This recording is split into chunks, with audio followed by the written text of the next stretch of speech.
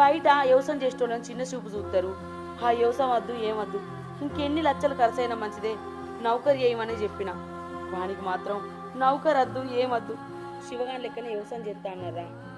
ఒక వ్యవసాయం చేసే కుటుంబంలో ఉండి వ్యవసాయాన్ని చిన్న చూపు చూసిందా. ఒక రైతు ఎంత కష్టపడితే 4 మెతుకులు మన నోట్లో పోతానని మర్చిపోయి నా కొడుకుని వ్యవసాయం చేసుడు వద్దు అని బాగా చిన్నతనం చేసి మాట్లాడిందా.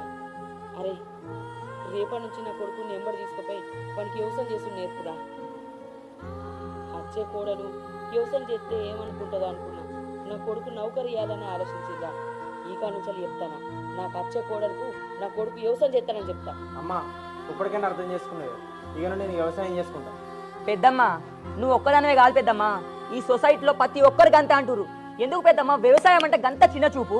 నేను కూడా బీటెక్ చదివినా, పుప్పల మల్లేశ్వర కొడుకు వ్యవసాయం చేస్తున్నట, గంత చదువు చదివి అని మా నాన్నతో ప్రతి ఒక్కరు చెప్తురట. నేను కూడా